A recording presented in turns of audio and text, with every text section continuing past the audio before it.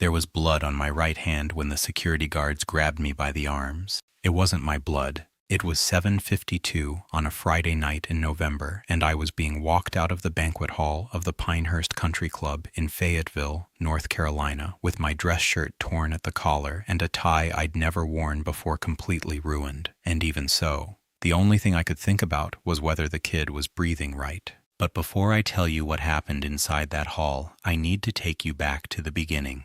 Because this story doesn't start at a party. It starts about 2 years earlier on a Thursday morning when I woke up and realized the ground beneath my feet had been gone for a while and I just hadn't looked down. My name is Dale Pruitt. I'm 53 years old. I've lived in Fayetteville, North Carolina since I was 24 when I came down to install electrical panels in a new housing development off Rayford Road and never left. I started as an electrician's helper working under a man named Roy Settles who treated every wire like it had a name, and at 37 I opened my own company, Pruitt Electrical Contractors, which today runs 15 employees, 6 trucks, and service contracts with 2 of the largest commercial builders in Cumberland County. I'm not wealthy. I'm solid. And I know the exact cost of every dollar I have. Saturday mornings, when there's no job site to visit, I fix things that don't need fixing. The side gate has had a slow squeak for 6 years. I've taken it apart 4 times. My son Kevin came by once and found me with the hinge mechanism laid out on the driveway and asked why I didn't just hire someone. I told him the problem wasn't the gate. He didn't ask what the problem was.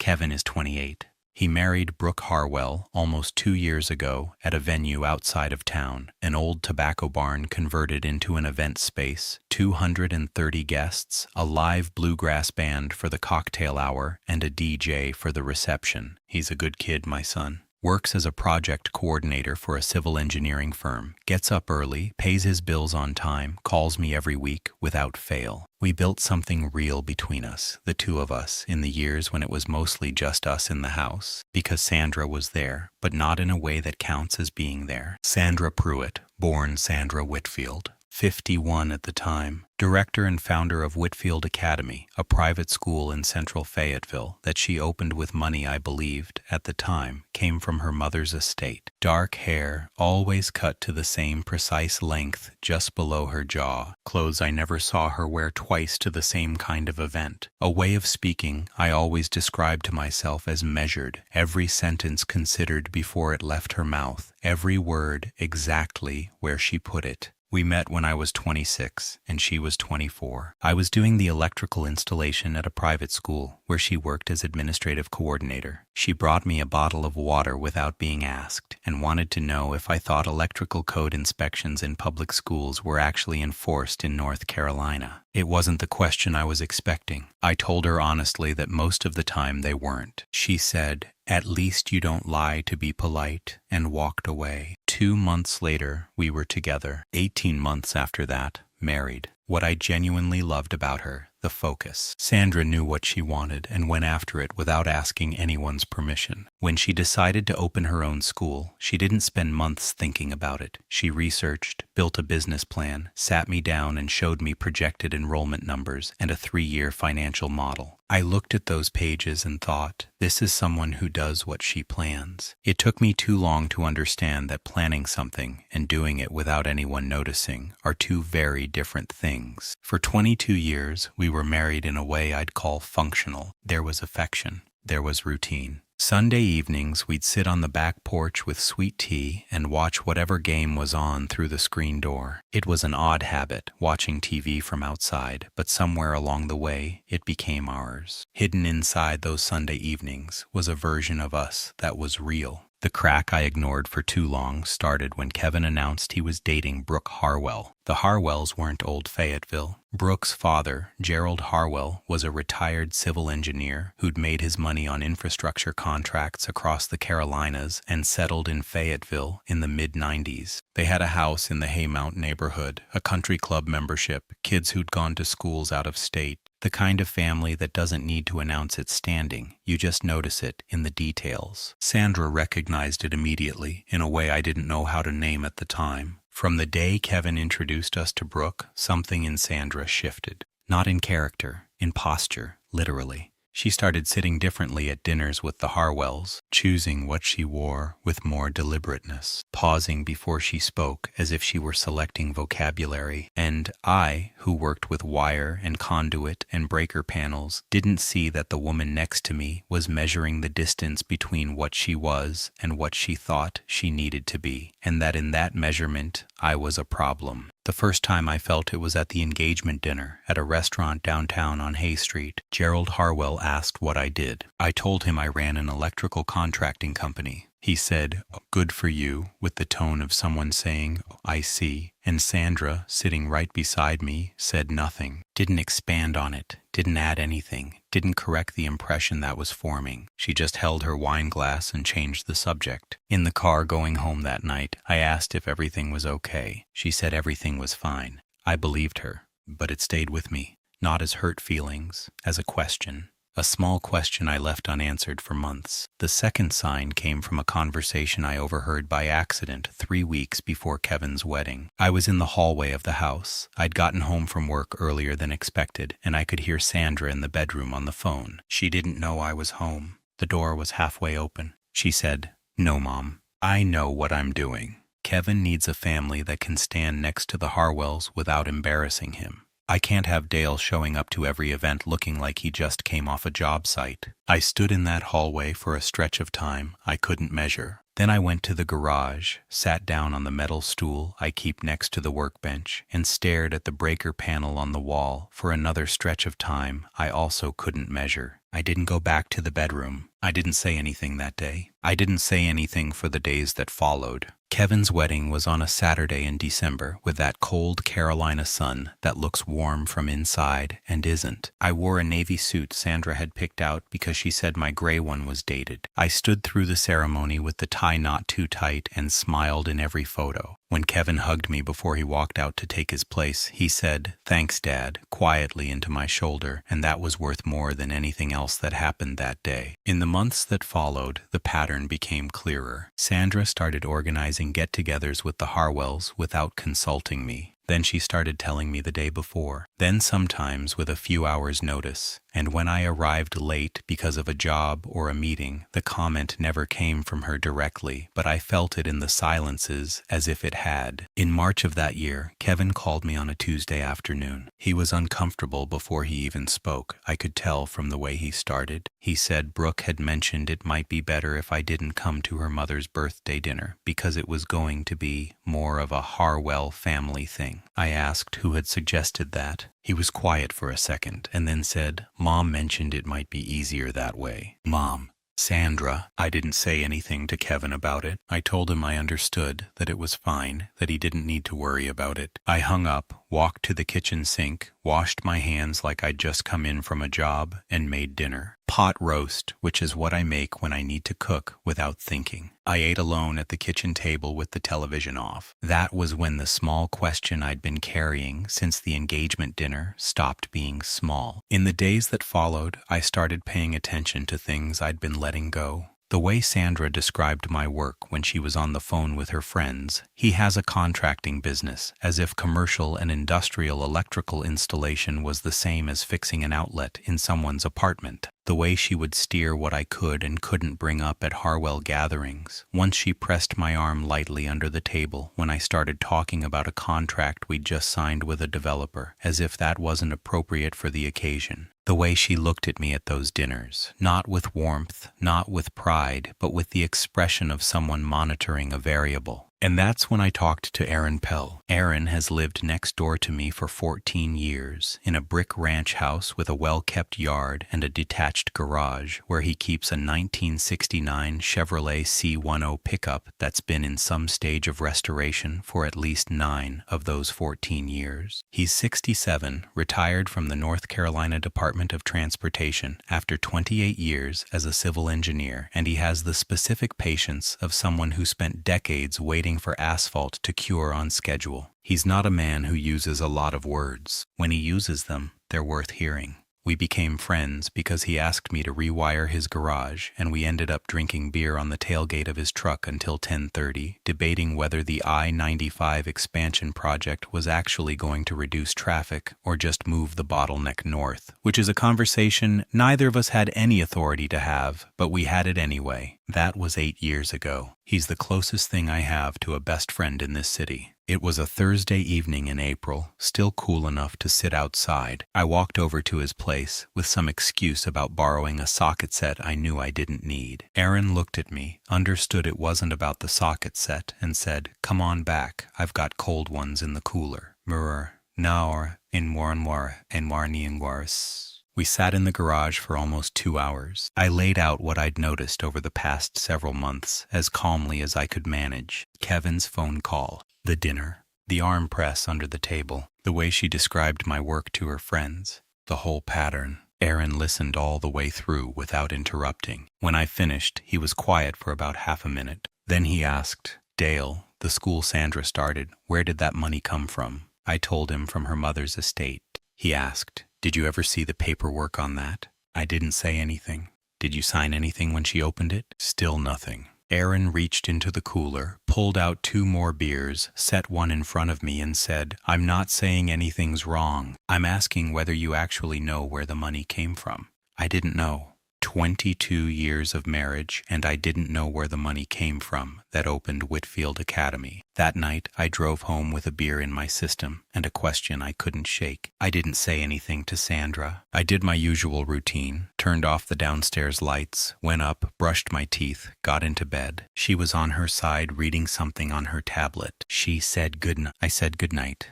I stared at the ceiling for an hour and 40 minutes. Over the next 2 weeks, I started looking, carefully, without drama, the same way I pull apart a panel box, one screw at a time, tracking what connects to what. I went through documents that were right there in the house, in file folders I'd never opened because I'd never had reason to. Whitfield Academy's articles of incorporation were from 11 years ago. The startup capital was listed at $420,000. Source: personal funds of the majority owner, Sandra Pruitt, née Whitfield. Personal funds. I went back to look at what we had in our joint account 11 years ago. I keep physical bank statements going back decades. Roy Settles used to say, "Paper doesn't crash and paper doesn't disappear." 11 years back, in July, our joint account had $63,000. In August of the same year, it had $19,000. $44,000 left our joint account in August of that year. There was no transfer authorization in my name. There was a withdrawal authorized by her signature. She was a joint account holder, but the account was ours. That money was partly mine. $420,000 in startup capital, $44,000 from the joint account. Where did the other $376,000 come from? I brought that to Aaron on a Saturday afternoon. He looked at the numbers, held the paper for a minute, and said, "You got a lawyer?" I told him no. He said, "There's a woman I know, Barbara Finch. She handled my brother-in-law's estate, has her office downtown on Gillespie Street. She's not cheap, but she's straight, and straight is harder to find." I called Barbara Finch first thing Monday morning. Barbara Finch is 46, gray, already coming through at the temples, and she asks questions the way a good electrician checks a circuit, methodically, no assumptions, never certain of the answer, before she measures. We met 3 times before she gave me any guidance. At the 3rd meeting, she put a folder on the desk and said, "Dale, Whitfield Academy has a federal Title I funding agreement with the Department of Education for serving students with learning disabilities. That agreement has processed over the last 3 years approximately $1.1 million in federal reimbursements." I looked at her. The number of qualifying students reported in the annual compliance filings does not match the number of students actually enrolled in the program. The gap is 31 students. 31 students who existed on the federal paperwork and didn't exist in the classrooms. "This isn't something I discovered," Barbara said. "It's something that's currently under investigation. There's a federal audit in progress through the Department of Education's Office of Inspector General." Were you aware of that? Isamur Anitari. I was not aware of that. Barbara looked at me with an expression that wasn't pity. It was closer to measured caution. She said, "You're married." Depending on how this investigation develops, your name may come up in questions you'll need to be prepared to answer. I left Barbara's office and drove straight to the job site I had a walkthrough on that afternoon. I checked every installation point in that building with an attention that probably unnerved my foreman. It was the only way I knew how to think. That night at home, Sandra ate dinner across the table from me and talked about a parent information night coming up at the school the following week. I listened, said sure twice and makes sense once, and finished my plate. She didn't notice anything different. That told me more about the two of us than any conversation we might have had. Over the following weeks, I worked with Barbara to build a complete picture of the situation. Not quickly. You don't force a stripped screw because then you lose the screw and damage the hole. Carefully, documented, one step at a time. What we found. The startup capital for Whitfield Academy had come, in part, from a private loan Sandra had taken from an investor I'd never heard of, a financial advisor named Craig Whitfield Jr., who was, we later confirmed, her first cousin on her father's side. The loan had never been formally recorded and had never appeared in our joint tax filings. The $44,000 from our joint account had served as a deposit to establish creditworthiness with the bank that held the school's operating account. In other words, money from our joint account had been used without my knowledge to structure an arrangement that cut me out of any legal stake in what was built with it. Barbara explained it carefully. This doesn't necessarily make you a victim in the criminal sense, but it does give you significant legal standing, especially as the federal investigation progresses. You have the right to know what was built with resources that were partially yours. The timeline Barbara assembled showed that the Title I agreement had been signed the same year Kevin announced he was dating Brooke. Sandra had increased the reported enrollment numbers in that program during exactly that period, when she realized she needed a stronger financial position to project the image she wanted the Harwells to see. Whitfield Academy was being financially inflated, in part with federal education money, so that Sandra could appear to be more than she was in front of her son's in-laws. And I, the electrician, the man who didn't know what room he was in, had unknowingly laid the first few courses of that foundation. I kept all of it to myself. I didn't say anything to Sandra. I didn't say anything to Kevin. I kept going to work in the mornings, coming home in the evenings, eating dinner at the table, saying goodnight. The Sunday porch routine had quietly ended sometime in the past year. There was no ceremony, it just stopped. I hadn't noticed when the last time was, and that late realization said everything about what was left. It was during this stretch that the Harwell party was announced. Gerald Harwell's 65th birthday. A party at the Pinehurst Country Club, one of the better-known private clubs in the region, main ballroom capacity of 300, lit outdoor terrace, covered valet parking, a catering setup that Brooke described on the phone to someone as the same people who did the governor's fundraiser. The date, a Friday evening in November. Sandra told me about the party 5 days out. She didn't ask if I could make it. She told me the arrival time and said we needed to leave the house by 6:15 to get there before the Harwells' main guests. I said, all right. She told me to wear the navy suit, not the charcoal one. I said I knew. She mentioned my hair needed a trim. I made an appointment for Thursday. Thursday evening, when I got back from the barber, there was a note on the kitchen counter in her handwriting. Black shoes, not the brown ones. And wear the silver cufflinks, not the gold. No signature. No, please. I lay in bed that night thinking that 22 years ago I'd married a woman who wanted to know whether electrical code inspections were actually enforced in North Carolina public schools. And that woman and this one who left notes about cufflinks were the same person, and somehow that continuity was the hardest part to hold in my mind. On the Friday of the party, I left the office at 4:30. I had on the suit, a new white dress shirt I'd bought to avoid any commentary, the black shoes. I took Rayford Road south because it's the route I know best out to Pinehurst. There was construction through the Cliffdale intersection that had traffic down to one lane, and everything stopped. I sat there for maybe 12 minutes. That's when I heard the sound. It wasn't quite a bang. It was a heavy thud followed by metal grinding on asphalt, the kind of sound you hear and know immediately what it is, even if you've never heard it before. It came from the right shoulder, maybe 60 yards ahead, mostly hidden behind a row of construction barriers. I got out of the truck. A silver Honda Accord had crossed the shoulder and hit the concrete barrier head-on. The airbag had deployed and deflated. The driver, a woman, maybe early 40s, was conscious and had a cut across her forehead trying to push her door open. In the back seat, there was a kid. I came up to the rear passenger window. The kid was with his eyes open but not focused. 13, maybe 14. Blue lacrosse jersey, school backpack on his lap. And then he started. The seizure was full body, both arms, legs, head going sideways, the whole thing. I tried the door handle. Locked. I looked down, picked up a chunk of broken concrete from the construction debris on the shoulder, hit the lower corner of the window twice, and it gave on the third hit. Reached in and unlocked it. I don't have medical training. But I'm 53 years old, and I've seen a seizure before. A nephew of mine had one when he was a kid. You don't restrain them. You turn them on their side. You move what can hurt them. I turned the kid on his side, folded my suit jacket, and put it under his head, and moved the backpack away from his arms. The seizure ran about a minute and a half. When it stopped, he was breathing. Eyes closed, but breathing steady. The mother had gotten out of the car and was beside me, without me registering, when she'd arrived. She had blood from the cut on her forehead and her hand over her mouth. I said, "He's breathing. Did you call 911? She said yes, she was on with them. I said, "Stay right here with him. Don't let him roll onto his back before the paramedics get here."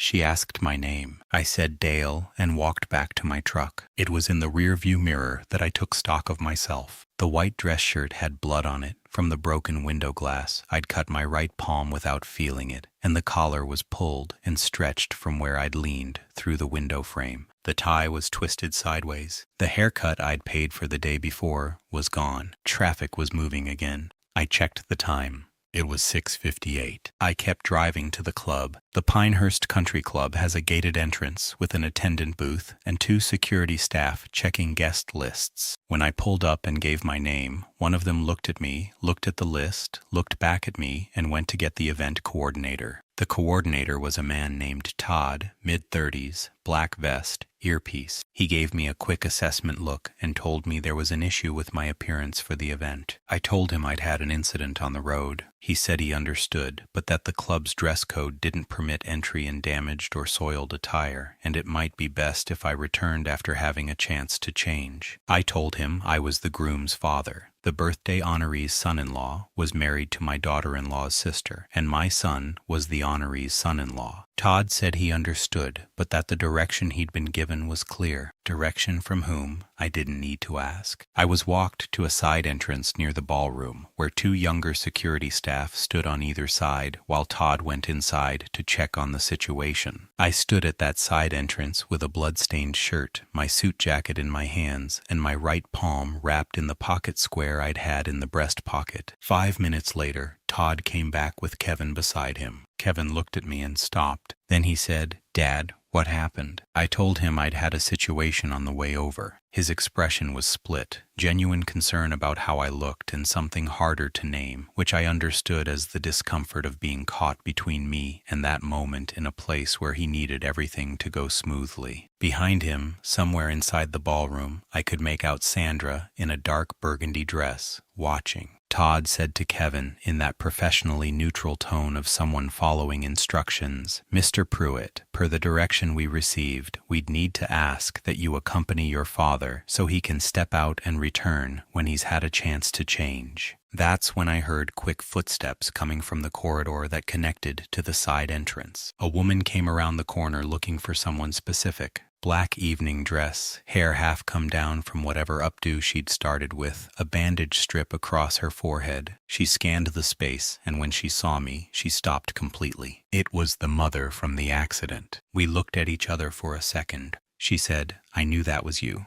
The paramedics had arrived, her son was stable, and she'd been cleared to go to the event. She was a guest at Gerald Harwell's birthday party. She'd arrived late because of the accident. Todd looked at her. She looked at Todd with an expression that wasn't hostile. It was the expression of someone about to make a situation significantly more complicated for someone who should have left it simple. She said, "This man just saved my son's life. Who gave the instruction to keep him out?" Todd said it was club policy. She said, "I know who's responsible for this event. I'm going to go speak with that person. Sanmor, Danwan Nan or so." She walked into the ballroom ahead of me. I didn't know who she was in that moment. I found out afterward. Her name was Gwen Mallory, 43 years old. Special agent with the Department of Education's Office of Inspector General, based out of the Charlotte Field office. She'd been in Fayetteville for 3 weeks working a case involving misreported federal education funding in the region, including the Title I funding at Whitfield Academy. Gwen had known Gerald Harwell from a professional association years back when he still worked on federally funded infrastructure projects.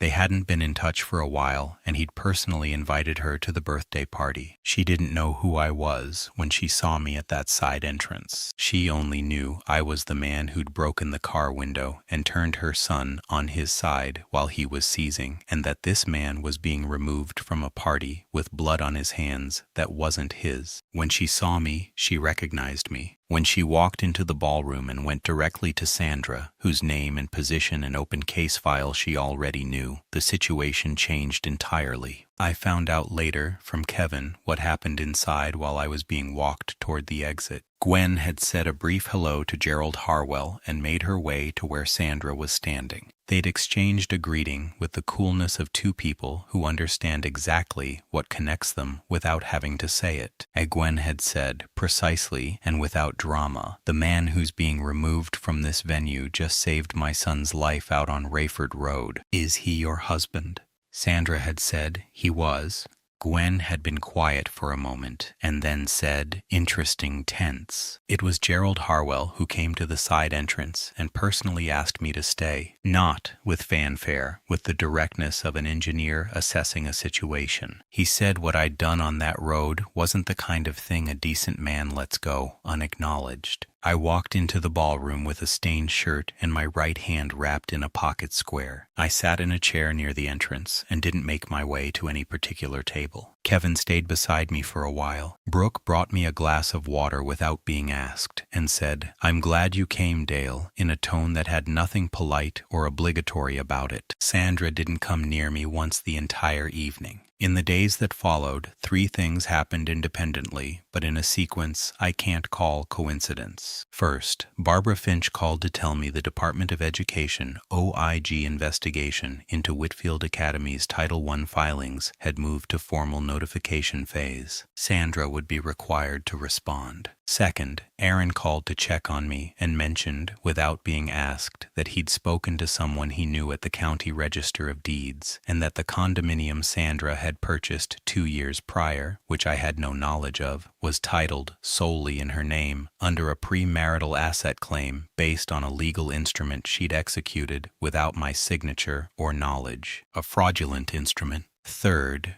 Gwen Mallory texted me. Kevin had given her my number at her request, asking how I was doing and letting me know that her son, whose name was Connor, had been discharged and was okay. She said she'd like to talk when I had time. We met 5 days later at a coffee shop on Hay Street downtown. Gwen wasn't someone who used more words than the situation required. She arrived on time, ordered a black coffee, looked at me for a second as if deciding where to start, and said, "Did you know what was happening at the school? In Nand." I told her I'd discovered it recently and was working with an attorney. She said, "I needed to know if you knew, because if you did, I couldn't have this conversation." I asked what conversation she meant. She said there was documentation in the investigation that raised the question of spousal involvement, that my name had come up as a joint account holder on account activity relevant to the year the school was opened, that I needed legal representation and needed to get in front of it before the formal notification came. I already had legal representation. Gwen said, "Then you're ahead of it." Good. We drank our coffee. She asked what had happened on that road, not what I'd done, but what went through my mind. I told her nothing specific had gone through my mind. I saw a situation, recognized what it needed, and did it. She looked at her cup for a moment and said, "Connor has a seizure disorder. The impact triggered the episode. Without you turning him on his side when you did, there was a real risk of aspiration." The paramedic told me that. I didn't know what to say. I told her I was glad he was okay. She said, "So am I."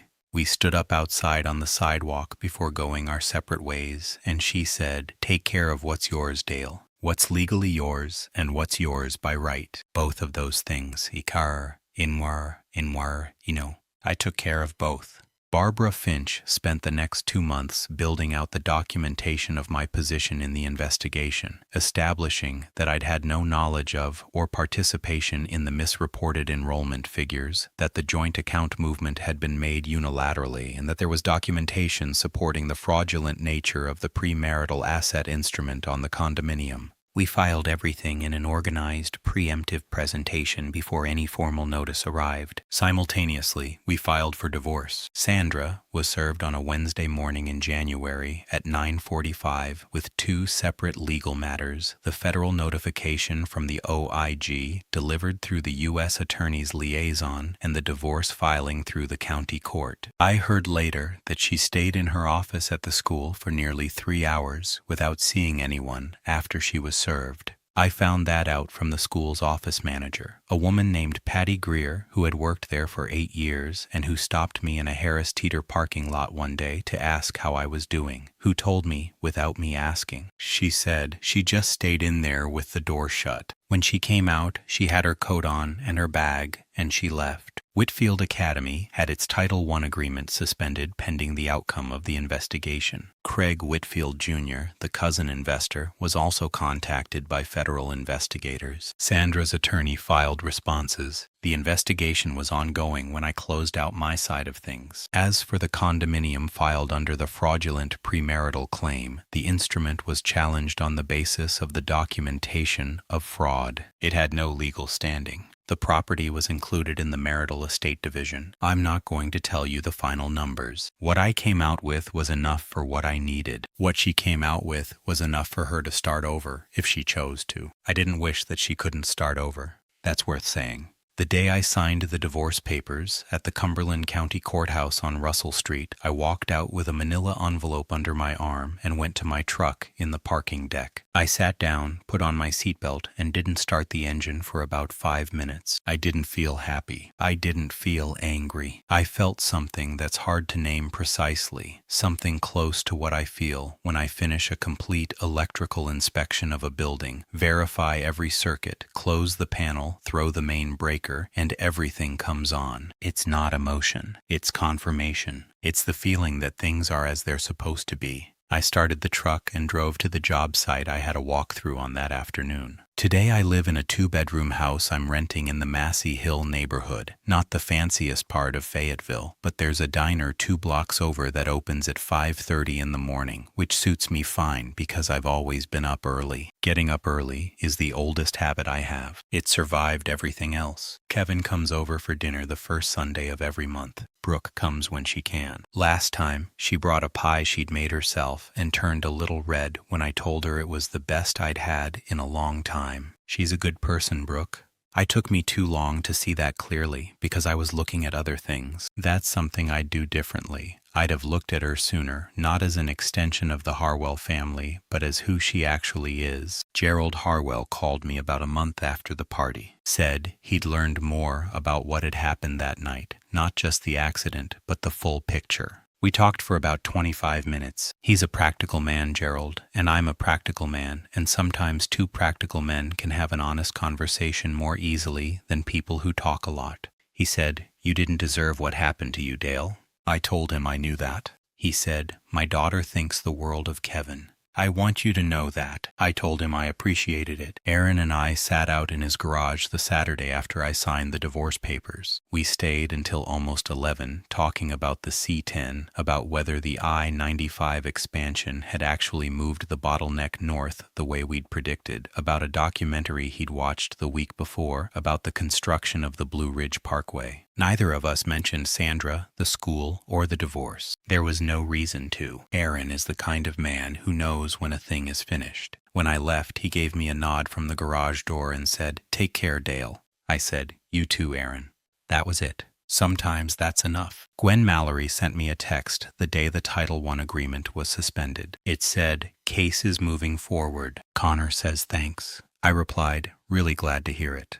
Tell him I said hey." There's been no contact since. There doesn't need to be. Some people come into your life to serve one exact purpose, not smaller, not larger, and when that purpose is complete, they go. That doesn't diminish it. Sometimes it's the opposite. Before you go, I want to tell you something. Not as a lesson. I don't like being preached at, and I won't do it to you, but as something I learned that stayed with me in a way other things haven't. That Friday evening in November, when I saw that silver Accord on the shoulder of Rayford Road, I wasn't thinking about anything. I wasn't thinking I should help because it's the right thing. I wasn't thinking I should help because someone might see me. I wasn't processing anything about my life, about Sandra, about the party, about the Harwells. I saw a situation that needed a response, and I responded. And it was right there, in that moment when I wasn't thinking about anything else, that it became clear to me what kind of man I am. Not the kind of man Sandra described to her mother on the phone. Not the kind of man who didn't know what room he was in. The kind of man who breaks a car window with a chunk of concrete and turns a kid on his side without stopping to ask if anyone's watching. I spent 2 years being treated like an inconvenient variable in an equation someone else was building. And the problem was never that I wasn't enough. The problem was that I was enough in a way Sandra didn't know how to measure, and she only worked with metrics she understood. There are people like that in your life. People who evaluate you with instruments that don't measure what you actually are. And the hardest thing, the only genuinely hard thing, is not starting to see yourself through their instruments. I almost did. There was a stretch of time when I'd look in the mirror before leaving for a Harwell dinner and have a moment of genuine doubt about what I saw. Not about the suit, about the man. Whether he was enough for that room. I know now the question was wrong. The right room doesn't make you ask it. Have you ever been in a moment where you had to act before you could think? And that's exactly when you found out who you are. Tell me in the comments, because what you do when nobody's watching, when there's nothing to gain, and you could just as easily keep driving, that's the only test that counts. If this story reached something in you, if it made you think of someone you know who's being measured with the wrong instrument, or who's doubting their own worth because of who they chose to stand next to, share this video with that person. Give it a like. Subscribe to the channel. Every week there's a new story, and they're all about the same thing. What a man finds out about himself when everything he thought he had is taken away, and what's left when the dust settles. Until next time.